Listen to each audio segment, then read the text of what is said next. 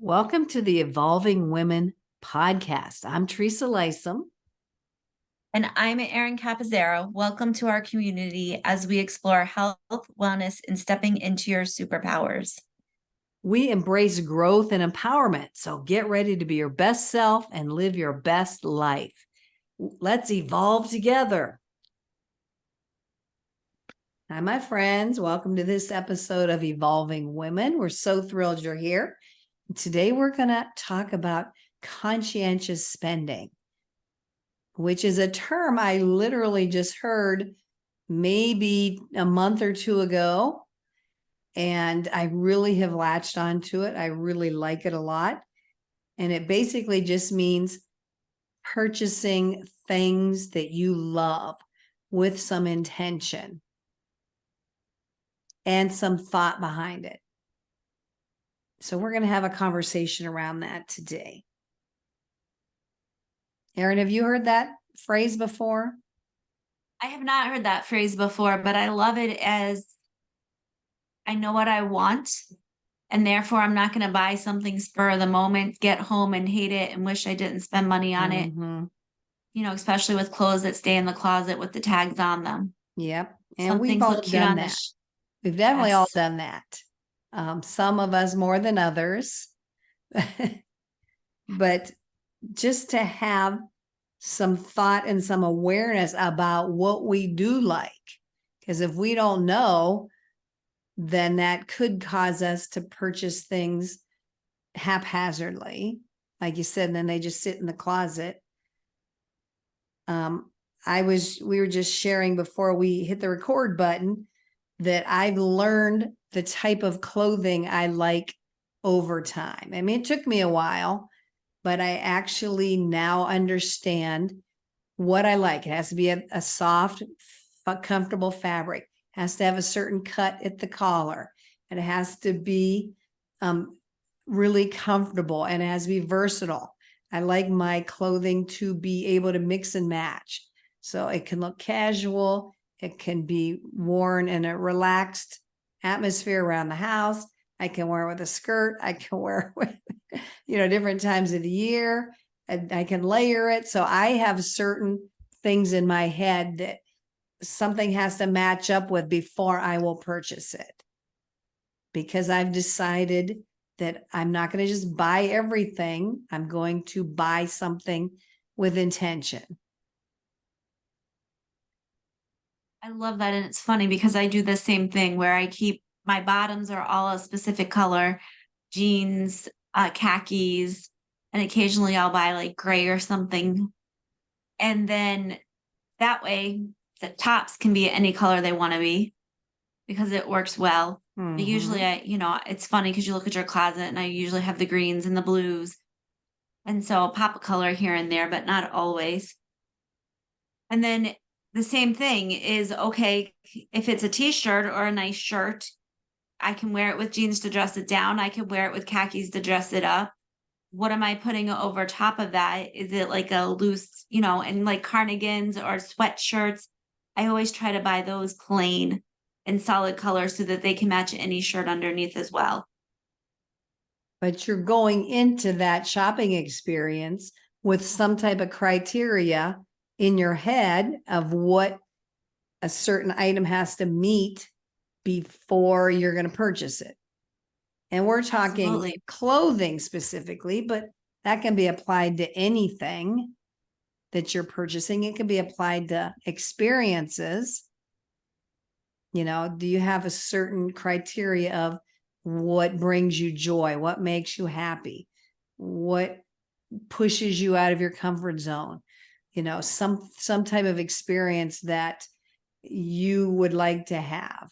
So instead of just randomly grasping any experience without thinking about it, you kind of know in advance.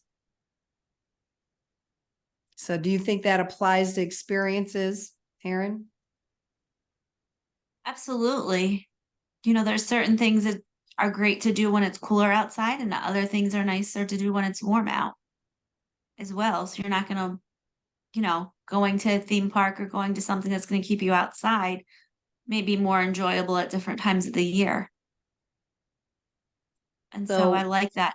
yeah, we're being conscious about what we're spending money on in terms of things, experiences, and that helps drive our decision making when we actually go to make that purchase because we've had some intentional thought around it, some intentional awareness. And you could also have intentional awareness of, ooh, this may not be the greatest experience, or let me step out of my comfort zone and try something new.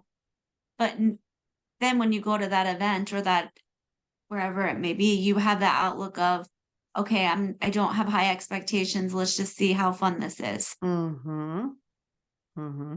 But again, it's going in with some thought around it. And then Or as to why.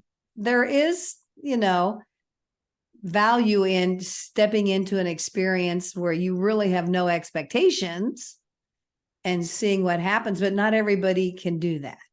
Some of us can and some of us cannot. So some of us need to go in with some kind of planning and some kind of thought and some kind of awareness around what we're stepping into. Whereas other people are just like, yeah, well, I'll figure it out when I get there. And I'm open to any type of, experience whatsoever. So just knowing where you fall on that spectrum is important as well. And the other people you're with. Yes. Mm-hmm, mm-hmm. So these are all part of conscious decision making.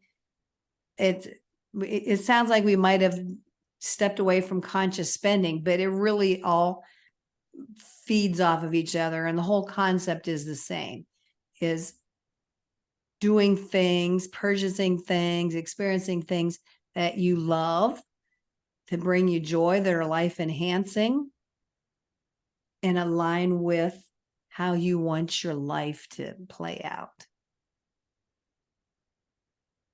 And so we're going to offer you a suggestion today. We're just going to suggest that you take a little bit of time.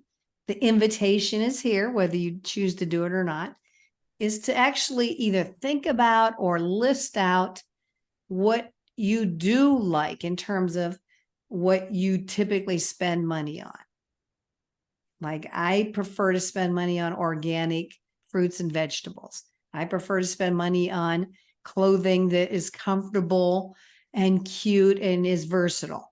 I choose to have experiences that are with my family and at the beach, someplace warm. Like I have certain criteria that I kind of try to look for as I make those decisions. So, do you know what you like, what brings you joy? Do you have a list or an idea in your head of what you want in your life? That's all going to lead you to being more of a conscious spender or a conscious doer or a conscious beer or not. Totally up to you. We're just here bantering and throwing the ideas around. And it's up to you to decide for yourself whether you like what we offer or you don't. Any final thoughts, Erin, before we sign off? I agree with that because I always did go into the situation like asking myself questions, but I never physically wrote it down and kept track of it to see, okay, if I feel like I'm being pressured into buying something, if I feel like maybe this may not be the best fit, can I go through a list of questions and say, okay, yes, the majority of them are, or definitely not. And So I those can like just that a be lot. in your head, right? But you had spent some time at least thinking about it, or you've learned through experience what you like. Correct? Just getting clear on it. Yep. Yes. Clarity is important. So our invitation again is to you who are joining us is to give some conscious thought, some time about what you like, what your criteria are in different categories. You go with it as deep as you want to go, but play with that idea of conscious spending and see what you think about that. And then feel free to share with us what your thoughts are around what we just had to offer today. So if you like what we spoke about and you feel you want to share this with somebody who would benefit, feel free. Subscribe. Watch for our Evolving Women coming out the next time. And we're excited you're here. We're so grateful. And we look forward to our next time together. Bye. Thanks, Erin. Bye-bye. Thanks, everybody.